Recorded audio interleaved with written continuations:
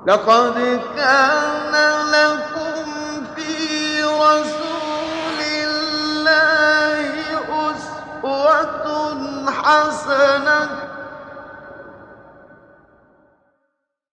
اعوذ باللہ من الشیطان الرجیم بسم اللہ الرحمن الرحیم اللہم صلی علی محمد وعلی آل محمد کما صلیت علی ابراہیم وعلی آل ابراہیم انک حمید مجید اللہم بارک علی محمد وعلی آل محمد کما بارکت علی ابراہیم وعلی آل ابراہیم انک حمید مجید اللہم رب اشرح لی صدری ویسر لی امری واحلل عقدۃ من لسانی یفقہوا قولی۔ السلام علیکم۔ سنائیے ناظرین، آپ کیسے ہیں؟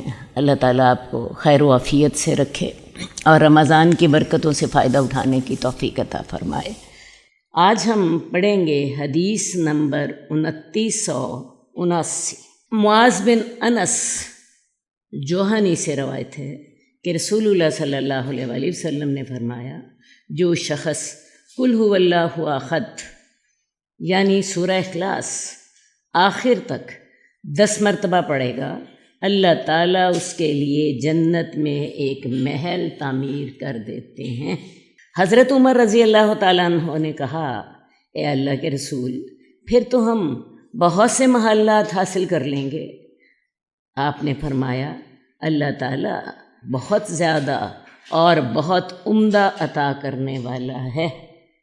بہت ہی خوبصورت بات، بہت ہی آسان کام بات ہے۔ سورہ اخلاص جو ہے وہ قرآن مجید کے 1/3 کے برابر ہے۔ پیچھے ہم نے پڑھا تھا، آپ اگر ایک دفعہ سورہ اخلاص پڑھتے ہیں تو قرآن مجید کے 1/3 حصے کا ثواب ملتا ہے، اور 3 دفعہ سورہ اخلاص پڑھیں تو پورے قرآن کی تلاوت کا ثواب حاصل کر سکتے ہیں۔ اب یہاں اس سے بھی بڑھ کر سورہ اخلاص اگر آپ 10 دفعہ پڑھیں تو جنت میں اللہ محل بنا دیتے ہیں۔ حضرت عمر کہنے لگے، یا رسول اللہ، پھر تو ہم بڑے محل حاصل کر لیں گے۔ تو رسول اللہ صلی اللہ علیہ وسلم نے کہا کہ اللہ تعالیٰ کے پاس بہت زیادہ اور بہت عمدہ نعمتیں ہیں، تو لہٰذا اس چیز کو اپنا طریقہ بنا لیجیے۔ صبح کوئی بھی کام کر رہے ہیں،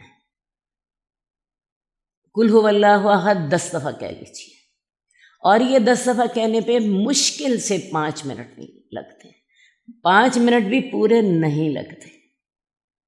میں نے جب سے یہ حدیث پڑھی میں نے اس کو اپنا معمول بنا لیا۔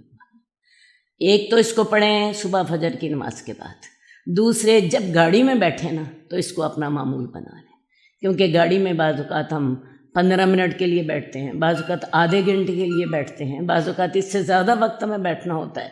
تو اس وقت بجائے اس کے کہ اپنا آپ کا دماغ جو ہے وہ غلط باتوں کو سوچ رہا ہو، تو کیوں نہ انسان اس وقت قل هو اللہ احد 10 دفعہ دہرا لے، اور ایک دفعہ 10 دفعہ دہرا لیا جنت میں ایک محل بن گیا، 2 دفعہ دہرا لیا 2 محل بن گئے۔ حضرت عمر نے یہی بات کہی تھی کہ یا اللہ، یا رسول اللہ، پھر تو ہم بہت سے محل بنا لیں گے۔ تو رسول اللہ صلی اللہ علیہ وآلہ وسلم نے فرمایا تھا، اللہ تعالیٰ کے پاس اس سے زیادہ نعمتیں ہیں اور اس سے بھی زیادہ عمدہ نعمتیں ہیں، تو کون کون اس سے فائدہ اٹھائے گا؟ میں سوچتی ہوں اس سے زیادہ اچھا جو ہے اور اس سے زیادہ آسان عمل کون سا ہو سکتا ہے جس کے ساتھ انسان کو جنت مل جائے؟ ہاں جی، کس نے ارادہ کر لیا اس کام کو کرنے؟ جس چیز کو پہلے علم نہیں تھا اب علم ہو گیا، آج ارادہ کریں، اپنے بچوں کو بتائیں، بڑوں کو بتائیں، چھوٹوں کو بتائیں، سب کو بتائیں، اور ایک طریقہ بنا لیں۔ جب کبھی سفر پہ جائیں، سفر میں بیٹھ کے سب سے پہلے سب سے کہیں کہ گاڑی میں بیٹھتے ہی 10 دفعہ پہلے سورہ اخلاص پڑھ۔ اور میں آپ کو بتاؤں، جب آپ ایک دفعہ سورہ اخلاص سب سے پڑھا لیتے ہیں نا، پھر آگے اللہ تعالیٰ خود شوق پیدا فرما دیتے ہیں۔ حدیث نمبر 2982، ثوبان بیان کرتے ہیں کہ ہمارے پاس ایک بدوی مہمان آیا۔ یہ صوبان جو تھے یہ رسول اللہ صلی اللہ علیہ وآلہ وسلم کے خادم تھے۔ ہمارے پاس ایک بدوی مہمان آیا، رسول اللہ صلی اللہ علیہ وسلم اپنے گھر کے سامنے بیٹھ گئے اور اس سے سوال کرنے لگے کہ لوگ اسلام قبول کرنے پر خوش ہیں، نماز کا کتنا اہتمام کرتے ہیں۔ جواباً وہ آدمی بڑی اچھی اچھی باتیں کرتا رہا، یہاں تک کہ آپ کا چہرہ برونق اور تر و تازہ اور خوش نظر آنے لگا۔ جب آدھا دن گزر گیا اور کھانے کا وقت ہو گیا تو چپکے سے مجھے بلا کر فرمایا کہ عائشہ کے پاس جاؤ اور رسول اللہ صلی اللہ علیہ وسلم کے مہمان کے بارے میں بتاؤ تاکہ وہ کھانا بیچے۔ حضرت عائشہ رضی اللہ تعالیٰ عنہ نے کہا، اس ذات کی قسم جس نے آپ کو ہدایت اور دین حق کے ساتھ بھیجا ہے، میرے پاس کھانے کے لیے کوئی چیز نہیں ہے۔ میں آپ کی طرف لوٹا اور حقیقت حال سے آگاہ کیا۔ آپ نے مجھے تمام بیویوں کے پاس بھیجا، لیکن ہر ایک نے حضرت عائشہ والا عذر پیش کیا۔ ذرا سوچئے رسول اللہ صلی اللہ علیہ وآلہ وسلم کا سٹائل آف لائف کیا تھا۔ ایک مہمان ہے، ایک بیوی کے گھر میں پیغام بیچتے ہیں، وہ قسم کھا کے کہتی ہیں کہ جس رب نے آپ کو حق کے ساتھ بھیجا ہے گھر میں کچھ نہیں ہے۔ تمام بیویوں کے گھر میں بھیجتے ہیں، وہاں سے ہر جگہ سے وہی جواب ملتا ہے جو حضرت عائشہ سے جواب ملا تھا۔ رسول اللہ صلی اللہ علیہ وآلہ وسلم کا رنگ مان پڑ گیا۔ بدوی نے کہا، ہم جنگل میں بسنے والے اور سختیاں جھیلنے والے لوگ ہیں، ہم شہری نہیں ہیں، بس ایک لب کھجوریں مل جائیں اور پانی اور دودھ مل جائے، ہم اسی کو ہی فراخی اور خوشحالی شمار کرتے ہیں۔ یعنی وہ بدو کہنے لگا کہ بات ہے ہم شہری لوگ نہیں ہیں، ہم سختیاں جھیلنے والے لوگ ہیں، تو اگر ہمیں تھوڑی سی کھجوریں مل جائیں اور پانی اور دودھ مل جائے، ہمارا اسی کے ساتھ ہی گزارا ہو جائے گا، ہم اسی کے ساتھ ہی خوش ہو جاتے۔ اتنے میں ہماری ایک بکری جس کو ہم سمر کہہ کر پکارتے تھے وہ گزری اور اس کا دودھ دوہا جا چکا تھا۔ رسول اللہ صلی اللہ علیہ وآلہ وسلم نے سمر کہہ کر اس کو پکارا، وہ ممیاتی ہوئی آپ کے پاس آئی، آپ نے بسم اللہ پڑھ کر اس کی ٹانگ پکڑی، بسم اللہ پڑھ کر اسے باندھا، پھر بسم اللہ پڑھ کر اس کی ناف کو چھوا، بکری کے تھنوں میں دودھ جمع ہو گیا۔ حالانکہ آپ پہلے پڑھ چکے ہیں اس بکری کا دودھ دوہا جا چکا تھا، لیکن رسول اللہ صلی اللہ علیہ وسلم پریشان ہیں۔ آپ نے کیا کیا، اللہ کا نام لے کر اس کی ٹانگ پکڑی، اللہ کا نام لے کر اس کو باندھا، اللہ کا نام لے کر اس کی ناف کو چھوا، اور اللہ نے کرم کر دیا کہ بکری کے تھنوں میں دودھ جمع ہو گیا۔ آپ نے مجھے برتن سمیت بلایا، میں برتن لے کر آیا، آپ نے بسم اللہ پڑھ کر دودھ دوہا، برتن بھر گیا، مہمان کو پکڑایا، اس نے خوب سیر ہو کر پیا۔ جب اس نے برتن رکھنا چاہا تو رسول اللہ صلی اللہ علیہ وسلم نے فرمایا اور پیو۔ پھر اس نے برتن رکھنے کا ارادہ کیا تو رسول اللہ صلی اللہ علیہ وسلم نے فرمایا اور پیو۔ آپ نے اسے بار بار ایسے فرمایا یہاں تک کہ وہ سیراب ہو گیا اور جتنا چاہا اتنا دودھ پیا۔ پھر رسول اللہ صلی اللہ علیہ وآلہ وسلم نے بسم اللہ پڑھ کر دودھ دوہا اور فرمایا عائشہ کو دے کر آؤ۔ انہوں نے جتنا مناسب سمجھا پیا۔ میں یعنی حضرت صوبان جو آپ کے خادم ہیں، میں آپ کے پاس لوٹا، آپ نے بسم اللہ پڑھ کر پھر دودھ دوہا اور مجھے اپنی بیویوں کے پاس بھیجنا شروع کیا۔ جب بھی وہ پی لیتی تو میں آپ کے پاس واپس آ جاتا، آپ بسم اللہ پڑھ کر پھر دودھ دوہتے۔ جب آپ کی بیویوں سے فراغت ہوئی تو رسول اللہ صلی اللہ علیہ وسلم نے فرمایا مہمان کو دو۔ میں نے اسے دیا، اس نے بسم اللہ پڑھ کر اپنی چاہت کے مطابق پیا۔ پھر آپ نے خود پینے کے بعد مجھے دیا۔ جہاں آپ نے اپنے ہونٹ رکھے تھے میں نے بھی اپنے ہونٹ بالکل وہیں رکھے۔ جہاں آپ نے اپنے ہونٹ رکھے تھے میں نے بھی اپنے ہونٹ بالکل وہیں رکھے، اور شہد وہ شہد سے زیادہ میٹھا تھا، کستوری سے زیادہ خوشبودار تھا۔ آپ نے فرمایا اے اللہ تعالیٰ اس بکری والوں کے لیے اس میں برکت عطا فرما۔ میرا خیال ہے معاملہ آپ کو سمجھ آ گیا ہے۔ رسول اللہ صلی اللہ علیہ وسلم کے پاس ایک مہمان آیا ہے، آپ اسے کھانا کھلانا چاہتے ہیں، گھر میں کچھ بھی نہیں ہے۔ ایک بیوی کے گھر سے پتہ چلا کہ گھر میں بالکل کچھ بھی نہیں ہے، حضرت عائشہ نے قسم کھا کر فرمایا۔ دوسری ازواج سے پتہ کیا، سب کی طرف سے یہی جواب ملا۔ اب گھر میں ایک بکری تھی جس کا دودھ دوہا جا چکا تھا۔ رسول اللہ صلی اللہ علیہ وسلم نے اللہ کا نام لے کر اس کو بلایا اور اس کی ٹانگ پکڑی، بسم اللہ پڑھ کر اسے باندھا، بسم اللہ پڑھ کر اس کی ناف کو چھوا اور اسے دھونا شروع کر دیا۔ رسول اللہ صلی اللہ علیہ وسلم نے سب سے پہلے مہمان کو دودھ پلایا، وہی جو بدو آدمی تھا، اس کو 1 دفعہ پلایا، اس کو 2 دفعہ پلایا، اس کو 3 دفعہ پلایا، اس کو کہو خوب پیٹ بھر کے پیا۔ جب وہ پیٹ بھر کے پی چکا، اس کے بعد پھر رسول اللہ صلی اللہ علیہ وسلم نے کیا کیا، اسی بکری کا دودھ دھونا شروع کیا۔ پہلے کہا حضرت عائشہ کے گھر دیکھ دیا، حضرت عائشہ نے اتنا دودھ پیا جتنا وہ پینا چاہتی تھی۔ اس کے بعد تمام ازواج کے گھر دودھ بھیجا، اور تمام ازواج جب پی چکی تو پھر رسول اللہ صلی اللہ علیہ وسلم نے کیا کیا، دودھ خود پیا، بلکہ خود پینے سے پہلے ایک دفعہ پھر مہمان کو کہا کہ مہمان کو دو۔ اس نے بسم اللہ پڑھ کر پھر اپنی چاہت کے مطابق پیا، حالانکہ پہلے بھی آپ اس کا پیٹ بھر چکے تھے، لیکن آپ نے خود پینے سے پہلے ایک دفعہ پھر اس کو پلایا، اور پھر آپ نے خود دودھ پیا، اور خود دودھ پینے کے بعد پھر سب سے آخر میں آپ نے صوبان کو، جو کہ آپ کے خادم تھے، ان کو دودھ پینے کے لیے دیا۔ حضرت صوبان کہتے ہیں میں نے اپنے ہونٹ وہاں رکھے جہاں رسول اللہ صلی اللہ علیہ وسلم نے رکھے تھے، تو میں نے وہاں، اللہ کے رسول نے جہاں ہونٹ رکھے تھے میں نے وہیں رکھے، اور میں نے دودھ پیا۔ دودھ جو تھا وہ شہد سے زیادہ میٹھا تھا اور مشک سے زیادہ خوشبودار تھا۔ جب ان کے یہ جو خادم تھے یہ بھی پیٹ بھر کر دودھ پی چکے تو پھر رسول اللہ صلی اللہ علیہ وسلم نے فرمایا اے اللہ تعالیٰ اس بکری والوں کے لیے اس میں برکت عطا فرما۔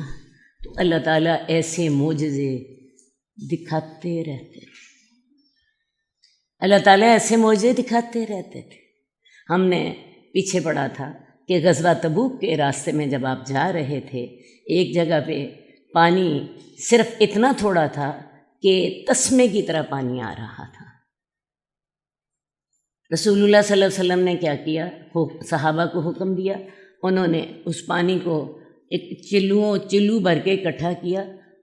اتنا بھی پانی نہیں تھا کہ آپ وضو کر لیتے، آپ نے اس پانی کے ساتھ اپنے ہاتھ دھوئے اور منہ دھویا، اور وہ پانی جو تھا وہ پکڑ کے اس جگہ پہ ڈال دیا جہاں سے وہ تسمہ برابر پانی آ رہا تھا۔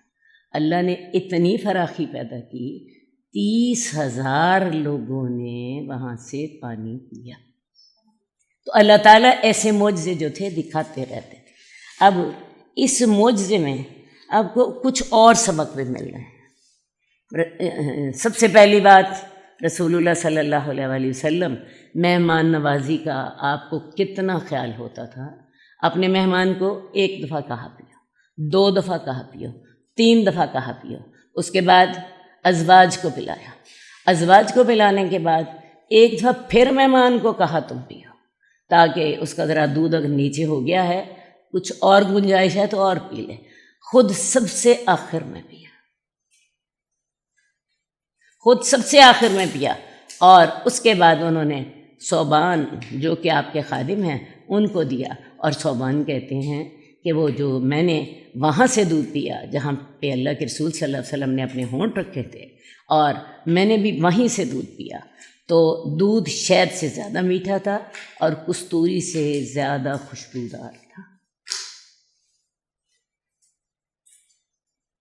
مہمان نوازی کا بھی خیال رکھا، خود پینے سے پہلے ازواج کو پلایا، خود پینے سے پہلے ازواج کو پلایا۔ تو یہ تھے رسول اللہ صلی اللہ علیہ وآلہ وسلم کے اخلاق کے حسنہ، جس کی وجہ سے لوگ آپ پر جانیں قربان کرنے کے لیے تیار ہو جاتے تھے۔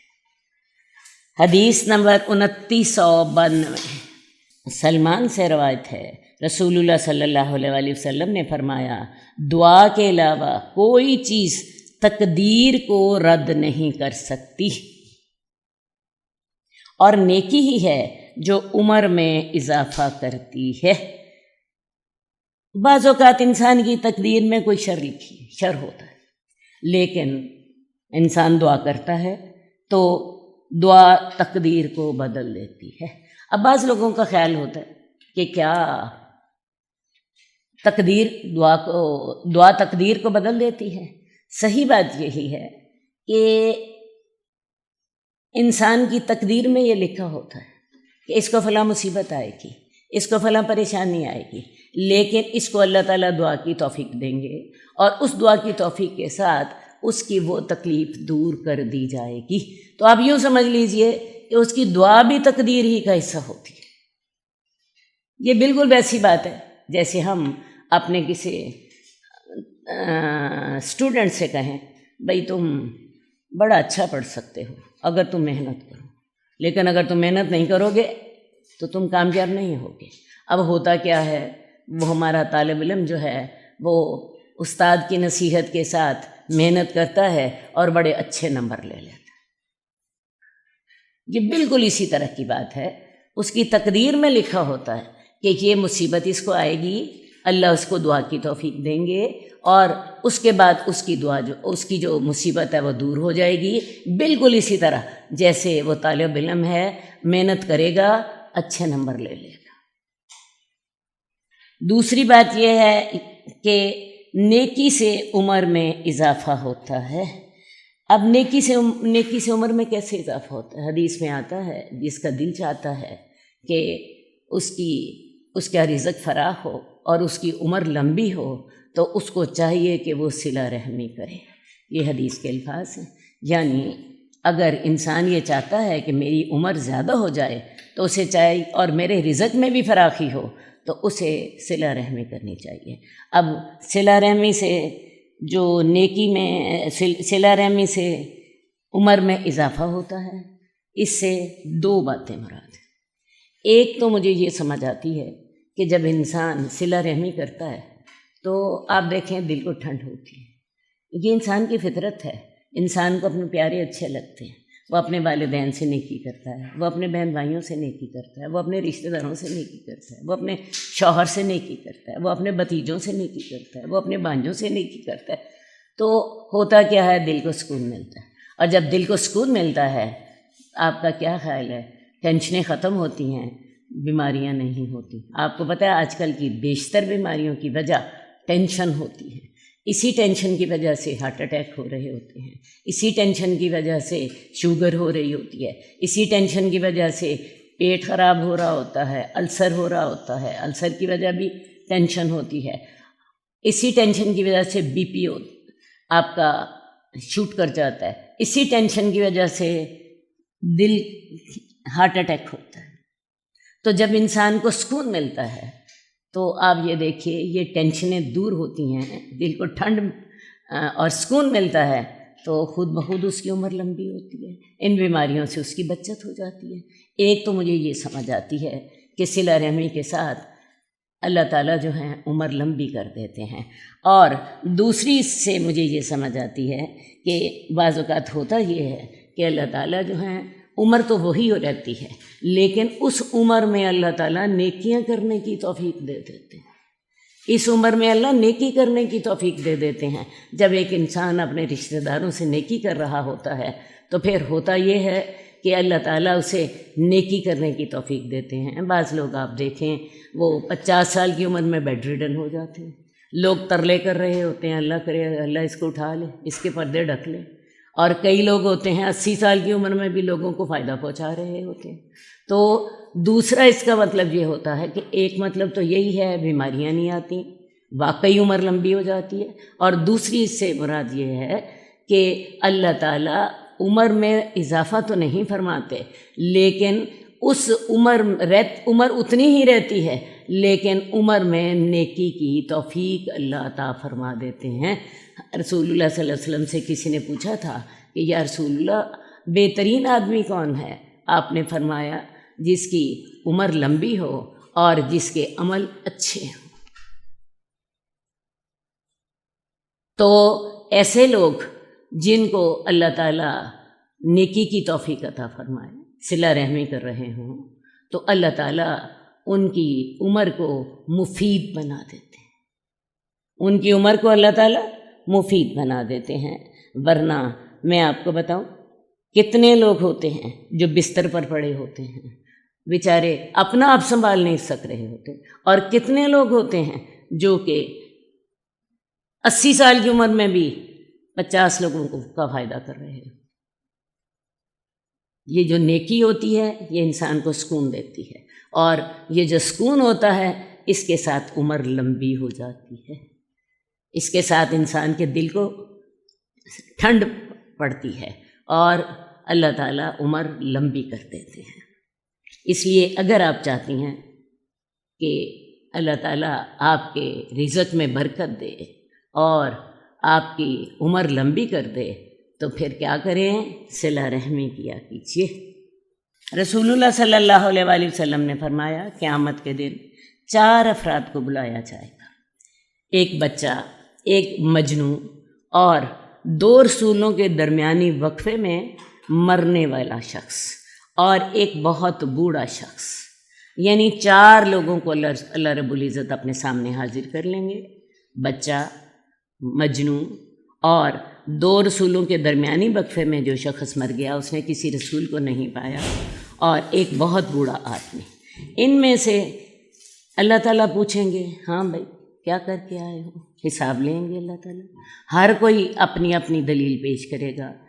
بچہ کہے گا یا اللہ مجھے تو پتہ ہی نہیں تھا، مجنون کہے گا یا اللہ میری تو عقل ہی سلامت نہیں تھی، جو شخص 2 رسولوں کے درمیانی وقفے میں فوت ہو گیا وہ کہے گا کہ یا اللہ میں نے تو کسی نبی کو پایا ہی نہیں، اور بہت بوڑھا آدمی وہ کہے گا یا اللہ میری تو عقل ہی سلامت نہیں رہی تھی، میں کیا کرتا۔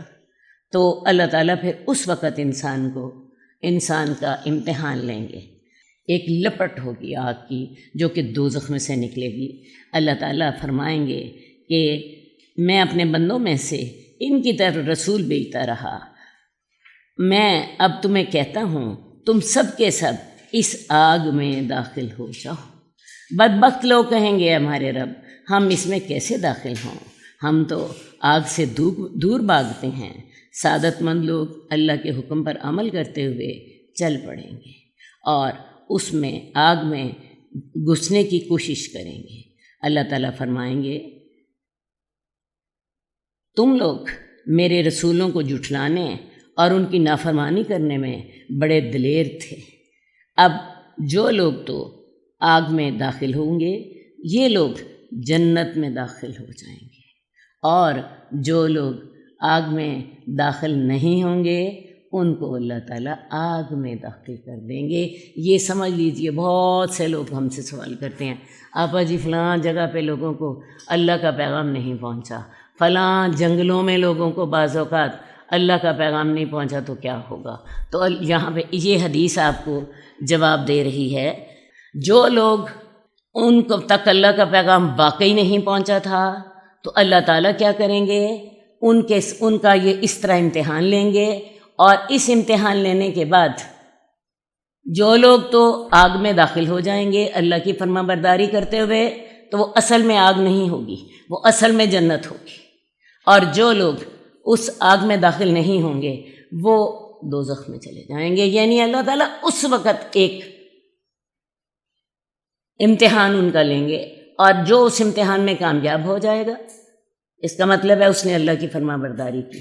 تو جس نے آج اللہ کی فرما برداری کی وہ دنیا میں بھی ہوتا اللہ کی فرما برداری کرتا، اور جو آج اللہ کی فرما برداری نہیں کر رہا، حالانکہ سامنے دوزخ جنت سب کچھ دیکھ رہا ہے، تو وہ دنیا میں اللہ کی فرما برداری کیسے کرتا؟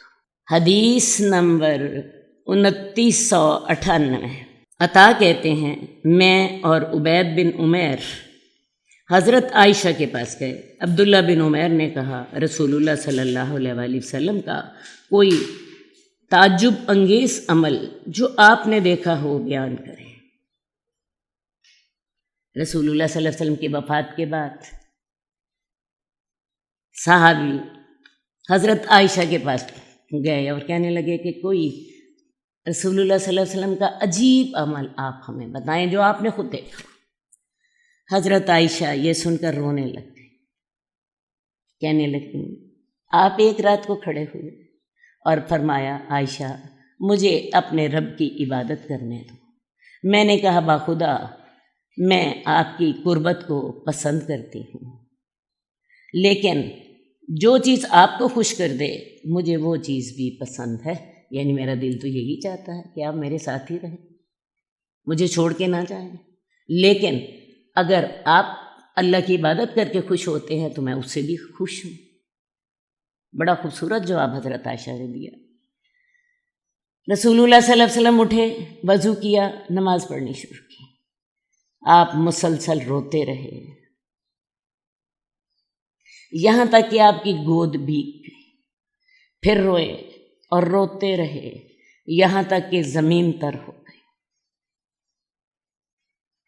یعنی آپ اٹھے، وضو کیا، نماز پڑھی، نماز میں اتنا روئے آپ کی گود بھیگ گئی، پھر اتنا روئے کہ گود سے آگے جو زمین تھی وہ بھیگ گئی۔ ساری رات آپ اللہ کو یاد کرتے رہے۔ حضرت بلال فجر کی نماز کی اطلاع دینے کے لیے آئے تو انہوں نے بھی آپ کو روتا پایا، تب تک آپ رو رہے تھے۔ حضرت بلال نے کہا اللہ کے رسول آپ اتنا کیوں رو رہے ہیں، حالانکہ اللہ تعالیٰ نے آپ کے اگلے اور پچھلے گناہ معاف کر دیے ہیں۔ آپ نے فرمایا کیا میں اللہ کا شکر گزار بندہ نہ بنوں؟ آج رات مجھ پر چند ایسی آیات نازل ہوئی ہیں کہ اس آدمی کے لیے ہلاکت ہے جس نے ان کو پڑھا اور غور و فکر نہ کیا۔ اور وہ آیات کون سی ہیں؟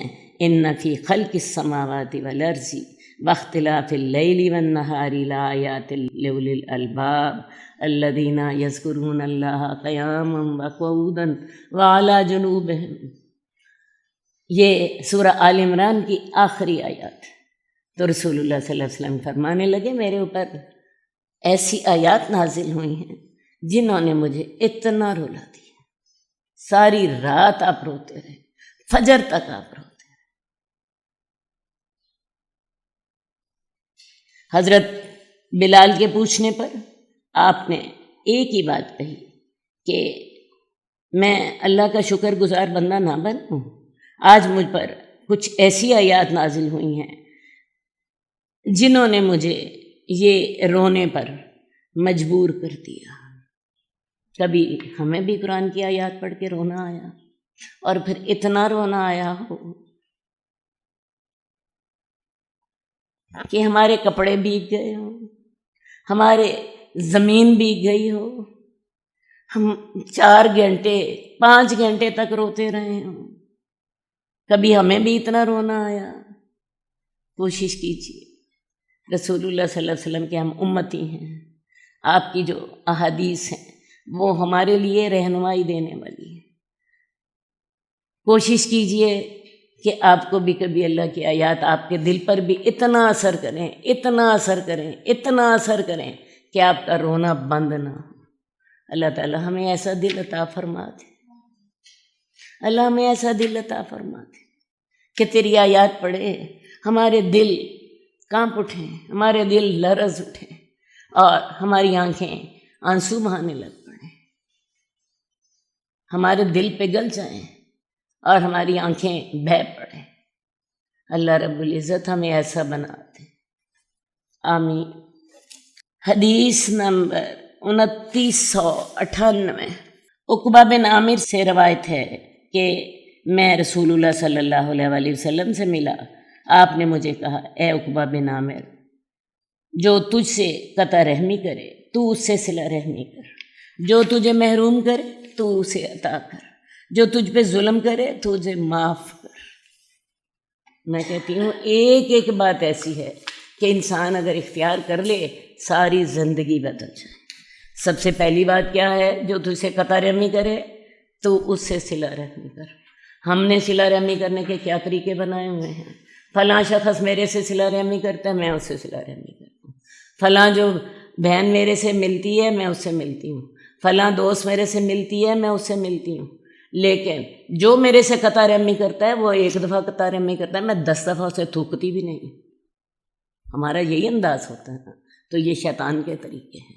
رسول اللہ صلی اللہ علیہ وسلم کے طریقے کیا ہیں کہ جو تجھ سے قطع رحمی کرتا ہے تو نے اس سے صلہ رحمی کرنی ہے. صلہ رحمی ہوتی یہ ہے، اگلا تم سے نہیں ملنا چاہتا، تم اگلے سے ملنا چاہتے ہو. ورنہ یہ جو پہلے والی بات ہے کہ اگلے نے آپ کے ساتھ نیکی کی اور آپ نے اس کے ساتھ نیکی کی، یہ تو برابر کا بدلہ ہو گیا. اس کے بعد اجر والا تو معاملہ رہا ہی کوئی نہیں. اگلے نے آپ کے ساتھ نیکی کی، آپ نے اس کے ساتھ نیکی کی، یہ تو تبادلہ ہو گیا. اللہ آپ نے اجر اللہ سے کس چیز کا لینا ہے؟ اجر ملے گا ہی تب. اگلا آپ کے ساتھ برائی کر رہا ہے، آپ اس کے ساتھ اچھائی کریں. یہ ہے اصل صلہ رحمی. پھر اگلی بات آپ نے کیا کہی؟ جو تجھے محروم کرے تم اسے دے دو. ایک شخص ہے تمہارا حصہ تمہیں نہیں دے رہا، تمہارے پاس ایسے حالات آتے ہیں کہ تمہیں اس موقع ملتا ہے کہ تم نے اس کو کچھ دینا ہے، تم دے دو. اس کی برائی اس کے ساتھ، تمہاری نیکی تمہارے ساتھ، تمہاری نیکی تمہارے ساتھ. اور جو تجھ پہ ظلم کرے تو اسے معاف کر دے. ہم کہتے ہیں اگلا ظلم کر کے جائے کہاں؟ میں تو اسے ایسا سبق سکھاؤں گی، اس کے اگلے پچھلے یاد کریں گے اس نے کس کے ساتھ متھا لگایا ہے. اور ہمیں اس بات پر بڑا فخر ہوتا ہے. یہ باتیں شیطان کی باتیں، یہ ہمارے نبی کی نصیحتیں نہیں ہیں، یہ شیطان کی باتیں ہیں. ہم کہتے ہیں فلانا میرے ساتھ ظلم کر کے جائے کہاں، میں ایسا اسے سبق سکھاؤں گی اس کی نسلیں یاد کریں گی. تو میری بات سنیے، یہ شیطان کے طریقے. جو تیرے سے قطع رحمی کرے تو صلہ رحمی کر، جو تجھے نہ دے تو اسے عطا کر، اور جو تیرے سے ظلم کرے تو اسے معاف کر. ہاں بھی کون کون کرے گا؟ ذرا سوچو تو صحیح. اس کام کے لیے آپ کو اپنا دل بڑا کرنا پڑے گا. اس کام کے لیے آپ کو اپنی جو شعور ہے اس کو بیدار کرنا پڑے گا. اصل بات ہے جنت لینی ہے تو جنت لینے کے لیے آپ کو محنت کرنی پڑے گی. جنت اتنی آسانی سے نہیں ملتی کہ ہم سوچیں جی ہم نے 10 دفعہ قل هو اللہ احد پڑھ لیا تو جنت کا محل مل گیا. وہ جنت کا محل ملے گا، لیکن وہ بھی آپ کو محل ملے گا، لیکن آپ کو ساتھ یہ کام بھی کرنے ہوں گے. یہ کام بھی آپ کو ساتھ ہی کرنے ہوں. یہ نہیں ہے کہ آپ نے 10 دفعہ قل هو اللہ احد پڑھ لیا اور ساتھ آپ نے جو ظلم، جو زیادتی، جو قطع رحمی، جو خرابی، آپ وہ بھی ساتھ کرتے رہے. نہیں، وہ نیکی اپنی جگہ پہ، یہ نیکی اپنی جگہ پہ ہمیں کرنی ہوگی. میں ایک دفعہ پھر رسول اللہ صلی اللہ علیہ وسلم کے پاس آیا تو آپ نے فرمایا عقبہ بن عامر اپنی زبان کو قابو میں رکھ، اپنی غلطیوں پہ رویا کر، اور تیرا گھر تجھے اپنے اندر سنبھالے. یہ 3 نصیحتیں بھی دیکھیں، ان میں سے ایک ایک نصیحت ایسی ہے جو ہماری زندگی بدل کے رکھتے. سب سے پہلی بات کون سی؟ اپنی زبان کو قابو میں رکھ. کیا خیال ہے؟ یہ زبان جو ہوتی ہے یہ ہماری سب سے بڑی دشمن ہے اور یہ ہماری سب سے بڑی دوست بھی ہے. اسی زبان کے ذریعے بعض اوقات انسان ایسی بات زبان سے نکالتا ہے کہ حدیث میں آتا ہے کہ دوزخ کی گہرائیوں میں جا گرتا. دنیا میں ایسی بات زبان سے نکالتا ہے اپنا سارا گھر توڑ دیتا ہے. ایک طلاق کا لفظ نکال دیتا ہے. اسی زبان سے ہی یہ کام کرتا ہے. اور اسی زبان کے ساتھ ہی آپ نیکی کے کام بھی کر سکتے ہیں. آپ الحمدللہ کہتے ہیں، آپ کا نیکی کا ترازو بڑھ جاتا ہے، آپ سبحان اللہ والحمدللہ کہتے ہیں تو زمین اور آسمان کا خلا بھر جاتا ہے۔ تو اصل بات یہ ہے کہ اپنی زبان کو قابو میں رکھو۔ جب آپ دیکھیں بولنے کا فائدہ ہے ضرور بولیے، اور جب بولنے کا نقصان ہو اپنی زبان بند کر لیں۔ اور یاد رکھیں ایک مومن جو ہوتا ہے اس کی زبان اس کے کنٹرول میں ہوتی ہے، اور ایک منافق جو ہوتا ہے اس کی زبان اس کے کنٹرول میں نہیں ہوتی۔ وہ بات کرتا ہے تو جھوٹی کرتا ہے، وعدہ کرتا ہے تو وعدہ توڑ دیتا ہے، اور جھگڑا کرتا ہے تو پھٹ پڑتا ہے۔ وہ مومن نہیں ہوتا، وہ منافق ہوتا ہے۔ میں کہتی ہوں اسی چیز کو اختیار کر لیجیے، ہمارے 1000 جھگڑے یہیں پہ ختم ہو۔ اپنی زبان کو قابو میں رکھو، اپنی غلطیوں کو رو۔ ہمیں اپنی غلطیاں کبھی نظر نہیں آتی، ہمیں دوسروں کی غلطیاں بہت نظر آ رہی۔ سارا قصور تو اگلے کا تھا، میں نے تو کچھ کیا ہی نہیں تھا۔ بھئی اگلے نے میرے ساتھ اتنی بدتمیزی کی تو میں نے جواب تو دینا ہی تھا نا۔ یہ ہمارا طریقہ ہوتا ہے۔ حالانکہ ہمیں یہ سوچنا چاہیے کہ فلاں جو معاملہ خراب ہوا تھا اس میں میری خرابی کتنی تھی اور دوسرے کی خرابی کتنی تھی۔ اپنے حصے کی خرابی کی آپ اللہ سے معافی مانگیے، اور باقی جو اگلے کے حصے کی خرابی تھی اس کا معاملہ اس پہ چھوڑ دیجیے۔ لیکن ہوتا کیا ہے، ہم سارے کا سارا قصور اگلے پہ ڈال دیتے ہیں اور خود بڑے نیک اور پاک بن جاتے ہیں۔ اور جب آپ کا یہ انداز ہوتا ہے تو پھر انسان کی کبھی اصلاح نہیں۔ یہ جو ہمارے گھریلو جھگڑے ہوتے ہیں، یہ جو ہماری گھر کی پالیٹکس ہوتی ہے، اس میں ہوتا ہی یہ ہے اپنی خرابی کسی کو نظر نہیں آ رہی ہوتی، دوسروں کی ساری خرابیاں نظر آ رہی ہوتی ہیں۔ وہ حدیث میں بھی آتا ہے کہ انسان کو دوسرے کی آنکھ کا شتیر نظر آتا ہے، اپنی غلطی اسے نہیں نظر آ رہی ہوتی، اور دوسرے کی آنکھ کا جو بال ہوتا ہے نا وہ بھی اسے شتیر بن کے نظر آ رہا۔ تیسری بات، تیرا گھر تجھے اپنے اندر سنبھالے۔ ویسے بھی میں آپ کو ایک بات بتاؤں، جب انسان اپنی غلطیاں سوچنے لگ پڑتا ہے تو پھر کیا ہوتا ہے، جب پڑی اپنی برائیوں پہ نظر تو نگاہ میں کوئی برا نہ رہا۔ پھر انسان کو خیال آتا ہے ساری خرابیاں تو میری تھی۔ میں تھوڑا سا ایک زاویے کو بدلنے کی ضرورت ہے۔ اپنی غلطیاں جب سوچنے لگ پڑی جب اپنی برائیوں پہ نظر تو نگاہ میں کوئی برا نہ رہا، پھر سمجھ آتی ہے ساری خرابیاں تو میری تھیں، اگلے نے تو غلطی بہت کم کی تھی، میں نے ہی زیادہ کی تھی۔ یہ شیطان کے طریقے ہوتے ہیں۔ شیطان آپ کو پٹی پڑھاتا ہے، سارا قصور تو دوسرے کا تھا۔ تو لہٰذا اپنی غلطیوں پر رویا کرو، اور اپنا تیرا گھر تجھے اپنے اندر سنبھالے، یعنی ضرورت کے بغیر گھر سے نہ نکلو۔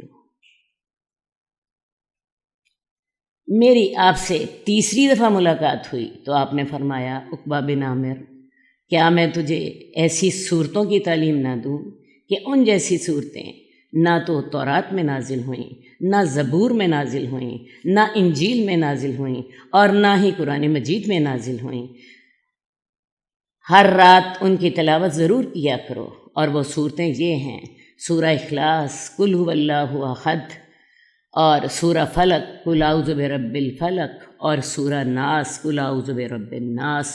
تو آپ یہ دیکھیے، یہ حدیث جو ہے، میں سمجھتی ہوں صرف اس حدیث پر عمل کر لیں، ساری زندگی آپ کی، یہ دنیا بھی آپ کی جنت بن جائے گی اور آخرت بھی آپ کی جنت۔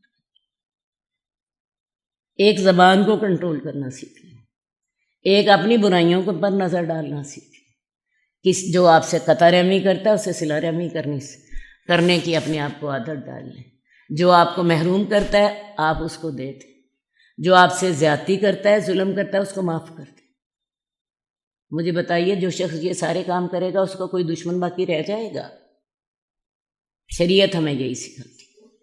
میں نے مانا یہ بات کام بڑے مشکل ہے، لیکن کیا انبیاء نے یہی طریقے سکھائے ہیں یا نہیں سکھائے؟ کیا رسول اللہ صلی اللہ علیہ وآلہ وسلم انہی پر عمل کرتے تھے یا کہ نہیں کرتے تھے؟ ہم ان کے امتی ہیں، ہمیں یہ باتیں بڑی اچھی لگتی ہیں، لیکن میں آپ کو بتاؤں، یہ باتیں صرف آپ کو اچھا لگنے کے لیے نہیں سنائی جاتی، یہ باتیں آپ کو اس لیے سنائی جاتی ہیں کہ ہم ان کے امتی ہیں اور ہمیں عمل میں ان کی پیروی کرنی، ہمیں وہ عمل کرنا ہے جو اللہ کے نبی صلی اللہ علیہ وآلہ وسلم نے ہمیں سکھایا تھا۔ اللہ تعالی ہمیں یہ سوچنے کی توفیق دے، یہ سمجھنے کی توفیق دے، اللہ قطع رحمی کرنے والے سے صلہ رحمی کی توفیق دے، اللہ ظلم کرنے والے کو معاف کرنے کی توفیق دے، اللہ اپنی زبان کو کنٹرول کرنے کی توفیق دے، اللہ رب العزت جو میرے سے برائی کرے مجھے اس سے نیکی کرنے کی توفیق دے، مجھے اللہ اپنی غلطیاں میری نظر میں مجھے وہ دکھا دے۔ اللہ رب العزت ہمیں اپنی اصلاح کرنے کی توفیق عطا فرما، اور اللہ تعالیٰ یہ تیری توفیق کے بغیر نہیں ہے۔ اللہ ہم اس حدیث کی محفل میں بیٹھے ہیں، اللہ تعالیٰ اس محفل میں تیری رحمتیں نازل ہو رہی ہیں، رمضان کا مہینہ ہے، اللہ تعالیٰ ہم سب جو سن رہے ہیں اور اللہ تعالیٰ جو نہیں بھی سن رہے، اللہ سب پر ہی اپنی رحمت فرما دے، اللہ سب کو ہی یہ طریقے سکھا دے جو تیرے نبی نے ہمیں سکھائے۔ حدیث نمبر 3002، حضرت ابو ہریرہ بیان کرتے ہیں کہ رسول اللہ صلی اللہ علیہ وآلہ وسلم نے فرمایا، قیامت کے دن قرآن مجید ایک اجنبی آدمی کے روپ میں آئے گا اور صاحب قرآن سے پوچھے گا، کیا تو مجھے پہچانتا ہے؟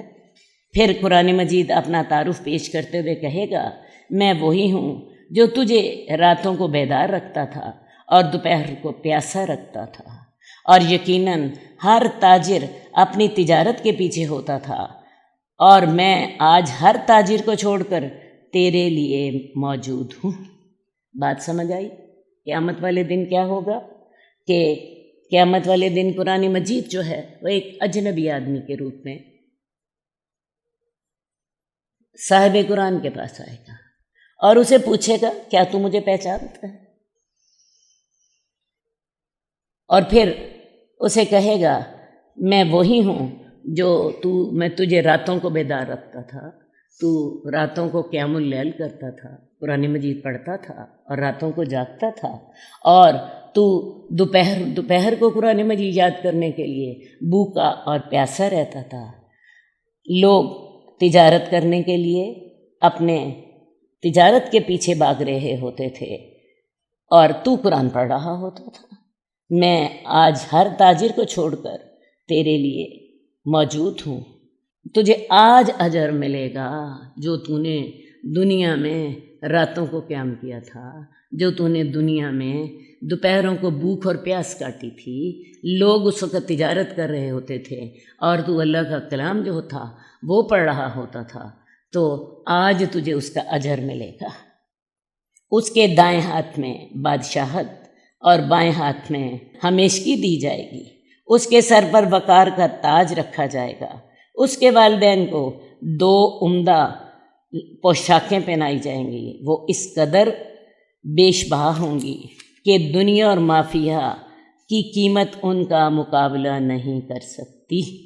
یعنی حافظ قرآن کو اس کے دائیں ہاتھ میں بادشاہت، بائیں ہاتھ میں ہمیشگی، سر پہ وقار کا تاج رکھا جائے گا، اور اس کے والدین کو بے مثال خلعتیں، لباس پہنائے جائیں گے، اور اسے کہا جائے گا، وہ کہیں گے، اے ہمارے رب یہ پوشاکیں کہاں سے آئیں؟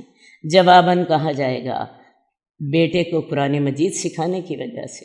صاحب قرآن کو روز قیامت کہا جائے گا، پڑھتا جا اور جنت کے درجے چڑھتا جا، اور اسی طرح آہستہ آہستہ پڑھ جس طرح تو دنیا میں آہستہ آہستہ پڑھتا تھا۔ بس تیرا مقام وہ ہوگا جہاں تیری آخری آیت کی تلاوت ختم ہوگی۔ اب اس کو کہا جائے گا، اس کے والدین کو پوشاک پہنا دی جائے گی اور اسے کہا جائے گا تو اب قرآن مجید پڑھ، اور آہستہ آہستہ پڑھنا ہے، جلدی جلدی نہیں پڑھنا، اور پڑھتا جا اور جنت کے درجے چڑھتا جا، اور جہاں پر تیرا قرآن مجید پڑھنا ختم ہوگا وہاں پر تیرا مقام ہوگا۔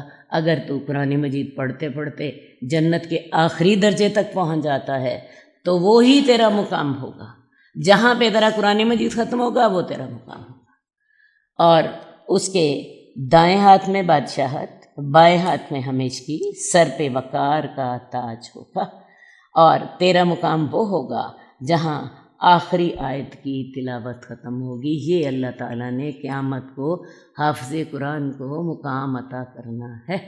آج ہمارے ہاں قرآن کے حفظ کا الحمدللہ بڑا شوق پایا جاتا ہے، بڑا شوق پایا جاتا ہے، لوگ اپنے بچوں کو قرآن حفظ کراتے ہیں، لیکن میں آپ کو ایک یا دو باتوں کی طرف ضرور اشارہ کروں گی۔ عرب لوگ جب اپنے بچوں کو قرآن حفظ کراتے تھے، ان کی مادری زبان عربی ہے، اور وہ جب قرآن حفظ کرتے ہیں تو ان کو سارا قرآن مجید سمجھ آ رہا ہوتا ہے۔ ہمارے جو حافظ قرآن ہوتے ہیں بعض اوقات ایسے ہوتے ہیں کہ انہیں پتہ بھی نہیں ہوتا کہ ہم کیا پڑھ رہے ہیں۔ اسی لیے بہت سے حافظ قرآن میں نے ایسے دیکھے جو نماز بھی نہیں پڑھ رہے ہیں، اور قرآن کے حفظ کا ان کے کردار پر کوئی اثر نہیں ہوتا۔ اس لیے جو ہمارے پاس آتا ہے حفظ کرنے کے لیے، ہماری اسے پہلی پیشکش یہ ہوتی ہے کہ آپ ایسا کریں، قرآن مجید ترجمے سے اور تفسیر سے سیکھیں، اور سیکھنے کے بعد آپ حفظ کریں۔ قرآن مجید حفظ کرنا ایک بہت بڑی اللہ کی کرم نوازی ہے، ٹھیک ہے، لیکن اگر آپ نے اسے کچھ سیکھا نہ، آپ کو سمجھ ہی نہ آیا، آپ کو پتہ ہی نہیں ہے، قرآن مجید میں آپ پڑھ رہے ہیں حکیم الصلاۃ وآتوا الزکاۃ، اور عین اسی وقت آپ نماز قضا کر رہے ہیں، کیونکہ آپ کو پتہ ہی نہیں ہے کہ قرآن اس وقت مجھے کیا رہا۔ اس لیے میں سوچتی ہوں کہ ہمارے ہاں سب سے پہلی ضرورت قرآن مجید کو ترجمے سے پڑھنے کی، قرآن مجید کو سیکھنے کی ہے۔ یہ نہ سمجھیے گا کہ میں کوئی قرآن مجید حفظ کرنے کی مخالف ہوں۔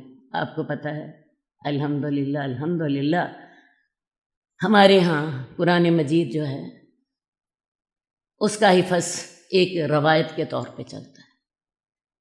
ہمارے خاندان میں اللہ کے فضل و کرم کے ساتھ ہر بچہ حافظ قرآن ہوتا ہے، لیکن میں آپ کو بتا اس لیے چاہ رہی ہوں کہ عام لوگ جو ہوتے ہیں ان کے ہاں حفظ تو ہو جاتا ہے، لیکن اس کے بعد انہیں ماحول نہیں ملتا، بھول جاتا ہے، انہیں ترجمہ نہیں آتا، انہیں سمجھ نہیں آتی، الٹا وہ گناہ گار ہوتے ہیں۔ تو قرآن حفظ بچوں کو ضرور کرائیے، لیکن اس کے لیے پھر آپ کو اپنا سٹائل آف لائف چینج کرنا پڑے گا۔ سٹائل آف لائف کیسے چینج کرنا پڑے گا؟ سب سے پہلے قرآن مجید انہیں ترجمے سے پڑھائیے، تاکہ انہیں پتہ ہو کہ ہم نے کیا حفظ کیا ہے اور کون سی نعمت اللہ تعالیٰ نے ہمیں عطا فرما دی ہے، نمبر 1۔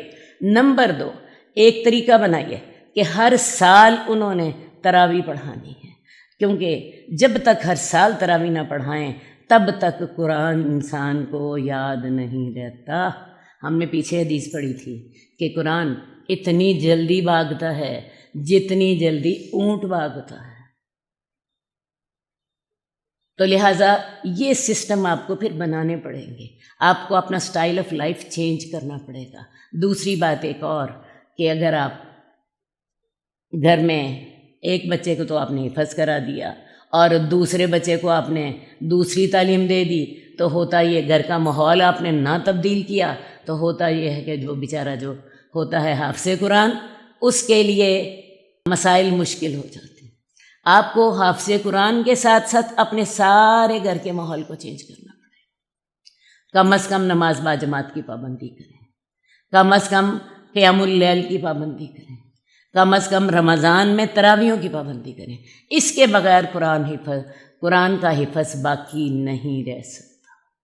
یہی ایک طریقہ ہے جس کے ساتھ قرآن کا حفظ باقی رہے گا۔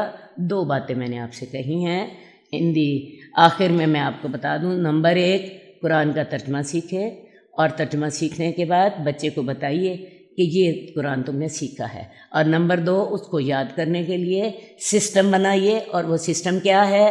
ہر سال رمضان میں تراویحیں پڑھانا، تاکہ ہر سال اس کی ایک دفعہ ریویژن ہوتی چلی جائے۔ اس طرح کر کے اسے پھر ساری عمر کے لیے قرآن مجید یاد رہے گا، ورنہ ہوگا یہ کہ یہ قرآن مجید بجائے اس کے کہ اس کو حفظ کا ثواب ہو، ایسا نہ ہو کہیں حفظ بھولنے کی وجہ سے وہ گناہ گار ہو جائے۔ اللہم صلی علی محمد وعلی آل محمد کما صلیت علی ابراہیم وعلی آل ابراہیم انک حمید مجید۔